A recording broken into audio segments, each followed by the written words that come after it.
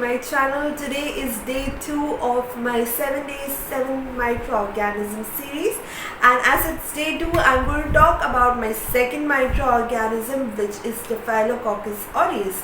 What is Staphylococcus aureus? Staphylococcus aureus is a kind of infection that the Staphylococcus bacteria causes. It is said that around 25% of people carry this bacteria in their nose, in their mouth, on the surface of the skin, and also in genital areas. But you know what's interesting? These people do not show any symptoms of infection. One more main part of your body is also very prone to this infection, which is your feet, because your feet comes in contact with the floor, which is why there are higher risks of your feet contacting with the bacteria and then starting an infection. Now, how do you start an infection? When I told you that people carry these bacteria in and around your body, okay, and they do not show any symptoms, then how does an infection form, or how do they get an infection? The infection starts due to a small cut, okay, anywhere around your body which comes in contact with the bacteria. If the bacteria comes in contact with that cut, it then enters your body and starts an infection. So now the bacteria has entered your body and has started causing an infection. Or what is it going to look like? It is going to look like a honey yellow crustings on the skin. I am also going to add some pictures for your reference to see that how does the infection look on your skin. The next thing we will be talking about is this staph infection. Ranges from a simple boil to an antibiotic resistant bacteria to even flesh eating bacteria. Isn't that interesting? And how do we differentiate between all these three? It totally depends upon the kind of infection, okay, the strength of the infection, and how deep the bacteria goes in, and how much is it spreading in your body, and lastly, how is that bacteria treatable. There are also forms of antibiotic resistant bacteria which is mostly found in America because of the overuse or the overdoing of antibiotics. Now, what do I mean by antibiotic resistant bacteria? That is, even though you are taking antibiotics to kill the bacteria which is entered and cause an infection, these antibiotics do not kill the bacteria, or the bacteria is not affected by these antibiotics. They continue the infection and keep on growing and spreading inside your body. And why is it so? Why is the bacteria not not getting destroyed by your antibiotics? That's because these bacteria are so used to the antibiotics in your body, because nowadays the trend is like whatever sickness or whatever you're feeling, you go to the doctor gives you antibiotics, okay, and that is in your body, the remains of which is in your body.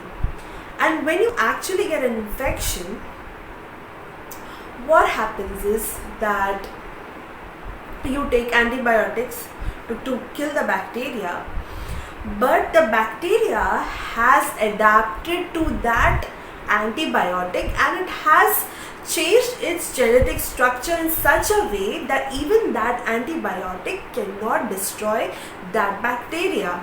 It has made itself so adapted to that environment that it's very comfortable even in the presence of antibiotic, and it keeps on growing very comfortably inside your body.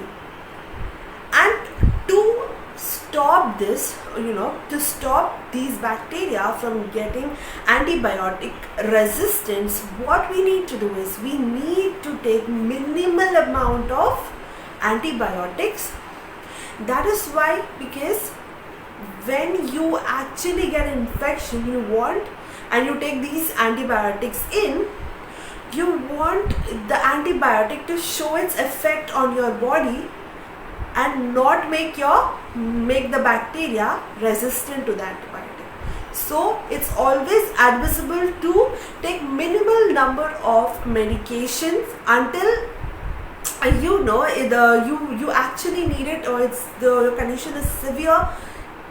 Then it's advisable to take antibiotics. The next thing is one of the kind of infection that Staphylococcus causes on the skin is known as cellulitis. So what is cellulitis? Cellulitis affects the deep layer of the skin, causes an kind of skin infection in the deeper layers of your skin. And how can the cellulitis be treatable? This cellulitis can be treatable by using antibiotics. So what are the symptoms of this cellulitis and the infection that Staphylococcus aureus causes? Okay, so staph cellulitis usually starts with a small area of tenderness, redness and swelling. It may also begin with an open sore. So when you get this infection, the staph cellulitis infection may seem like any other inflammation on the skin with redness, tenderness, warmth and swelling. If any of your skin sores or ulcers may show these signs, it might be developing cellulitis. When this infection spreads inside of your body, what the person may feel? The person may feel chills, fevers, sweat and swelling in that particular area. Now these were all signs and symptoms of Staphylococcus cellulitis infection, and which is only found in adults. There is one more Staphylococcus infection which affects infants, babies and young children, and this infection is known as impetigo. So what is this infection? This infection causes boils and rashes in babies, and this is very contagious. So we always have to be careful about small children getting this infection, and we have to always be careful of what they come in contact with. Now what kind of treatment are we going to give people that are affected with this kind of infection? So mostly antibiotics are given for the treatment of the staph infection. But now there has been a gradual change in how antibiotics work. In the very beginning, the doctors used to use penicillin as an effective treatment for staph infections. But now what is happening is that these bacteria are getting so resistant to penicillin that more stronger versions of antibiotics are being used. But in some rare conditions, these strong antibiotics are also getting resistant by these bacteria. Now these conditions are no longer limited only to the hospitals wherein the bacteria is getting antibiotic resistant, but is now occurring in general population. So now what is happening is doctors use many kind of antibiotics but gradually fail because all the bacteria are getting resistant to these antibiotics.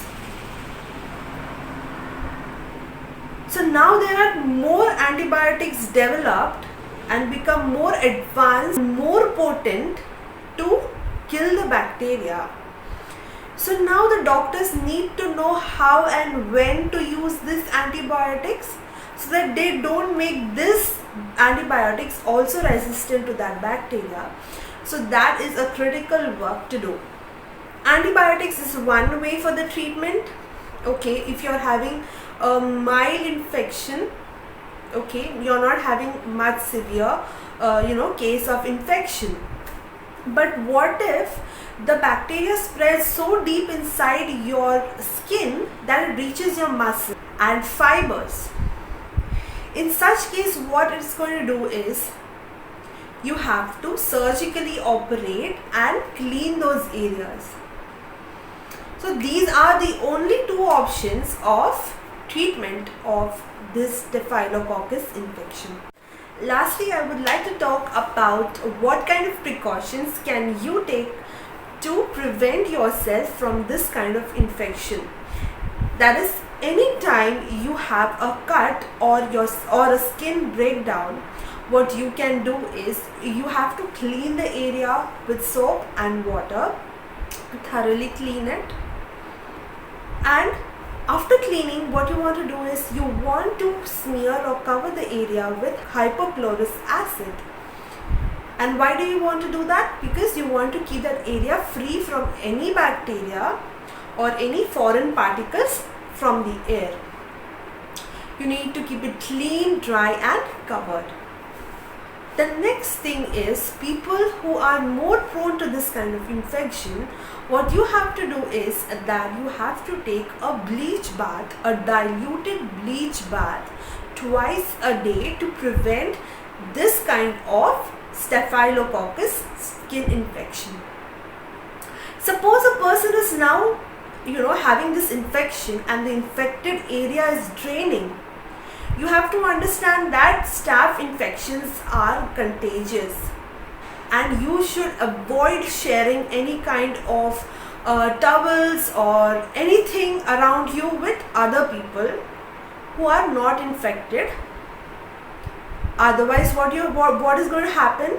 This contagious infection is going to affect them too. So avoid sharing anything from the infected people to the normal person. Okay, and if you follow all these precautions, you will prevent yourself from the Staphylococcus infection.